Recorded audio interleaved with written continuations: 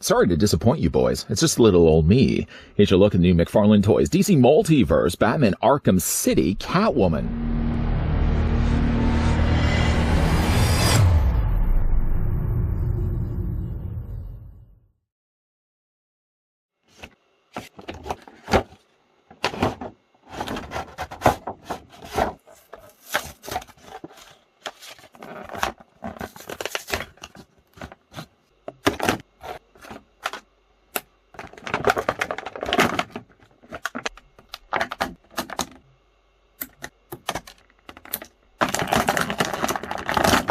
An orphan who learned to survive on the mean streets of Gotham City, Selina Kyle turned to thievery to survive. Determined to do it with style, though, she learned martial arts and trained in gymnastics to perfect her skills. Her criminal activities are tempered by a reluctant altruism, making her an inconstant villain and occasional hero. She maintains a complicated adversarial relationship with Batman that frequently turns flirtatious and occasionally romantic.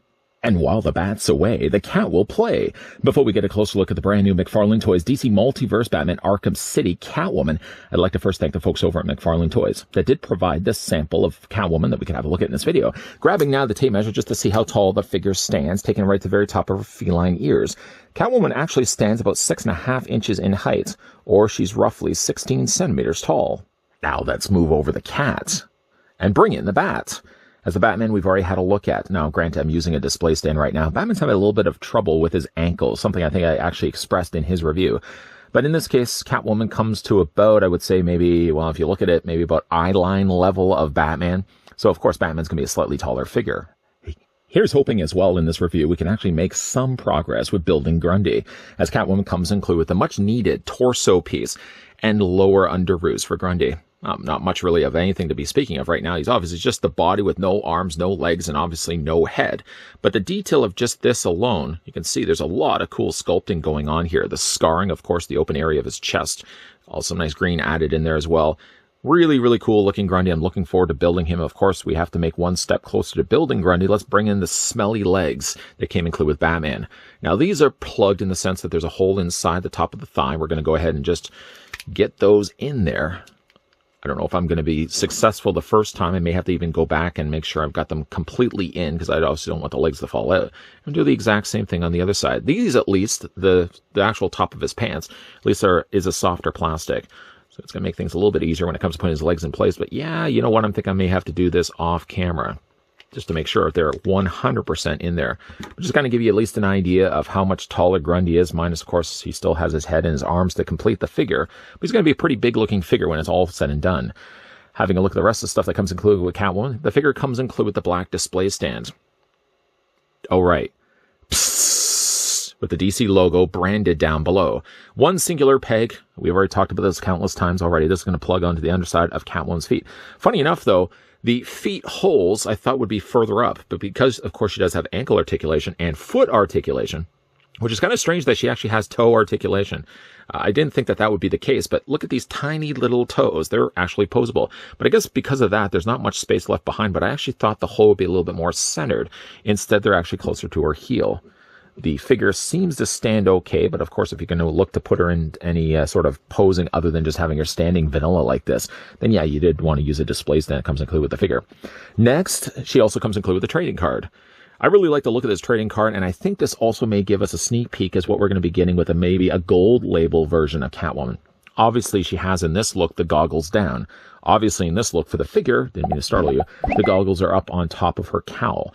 So I think at some point we are probably going to be getting a gold edition or a variant version of Catwoman that has the goggles down. I'm actually pretty excited for that. I think they could also do one thing more, using still this same mold, and perhaps looking to one that actually has the goggles.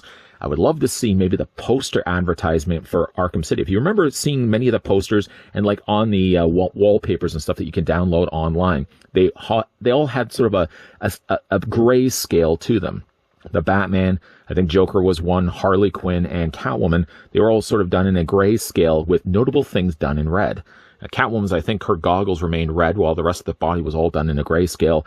I think they could certainly make more mileage out of the mold by going the route of a variant grayscale version of the Arkham City figure. It's just an idea thrown out there. In this case, also, they're pulling it from source material, not using figure photography. Flipping around, though, on the back, it tells us just that it's Selina Kyle.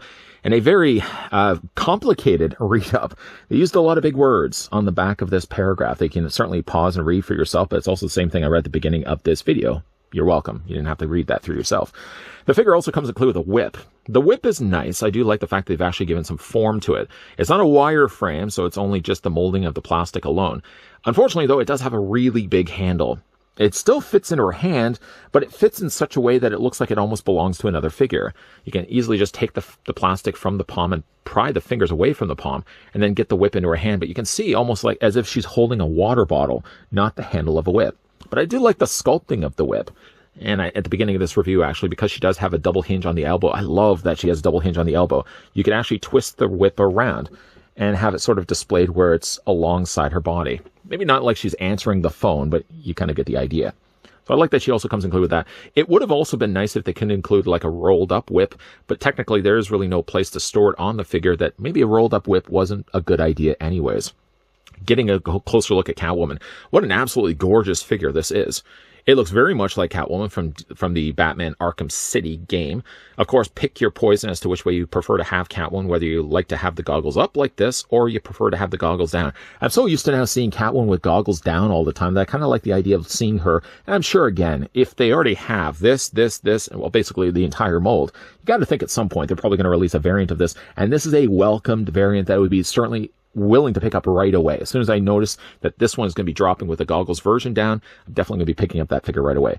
But with the goggles up, it certainly gives you an opportunity to see a really pretty portrait, really.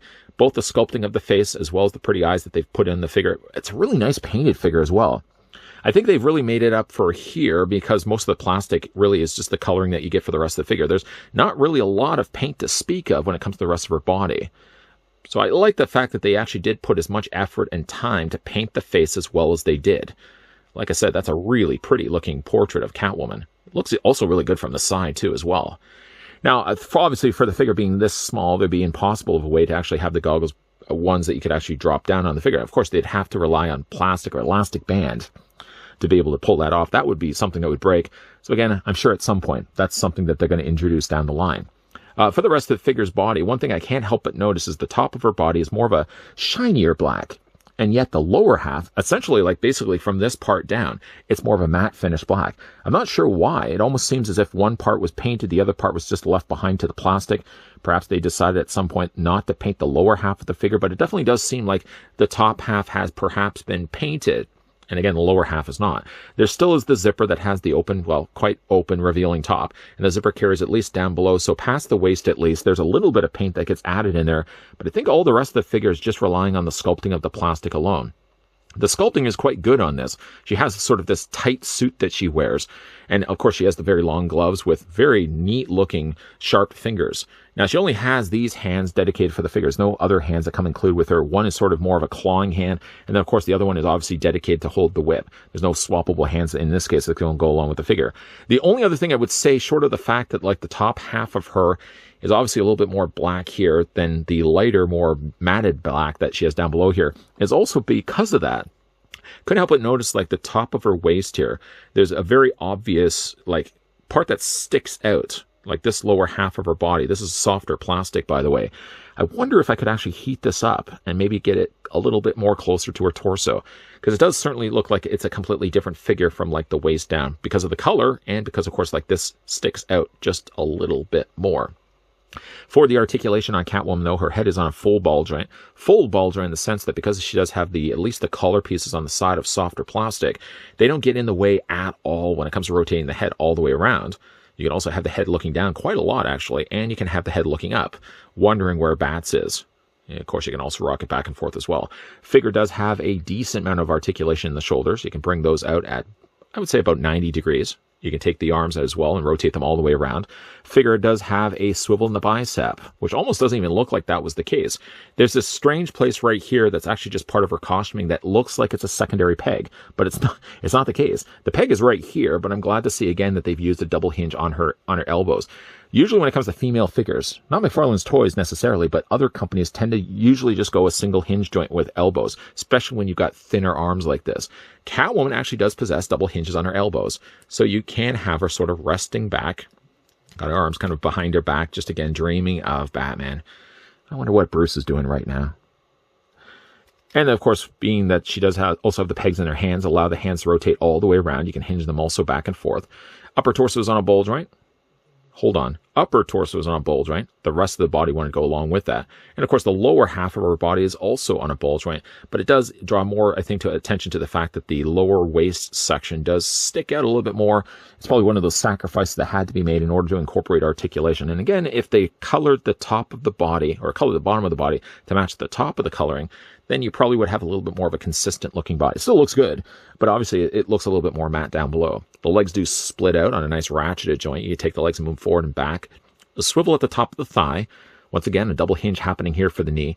The boot is actually just a continuation for the calf, so there's no actual articulation there. But you can move her feet back and forth this way. She does have an ankle pivot, so that's nice to see. And again, I was really surprised to see that she had toe articulation.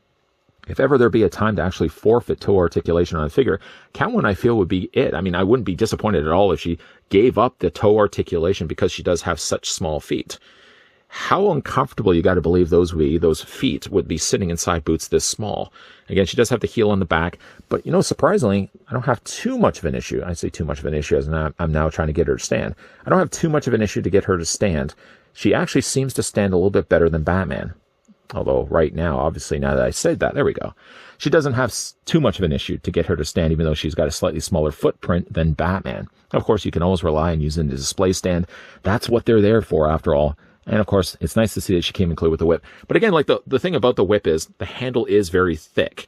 Other than that, though, I really like the idea that they gave her the whip that they did. Nice and long, nice and curved. And again, if you wanted to, too, I'm sure you probably could easily heat this whip up, too, and bend it and manipulate in a different position or a different pose, if you like, instead. Of the 4 figures that made up the Batman Arkham City wave, the one I was the most excited for was the Catwoman.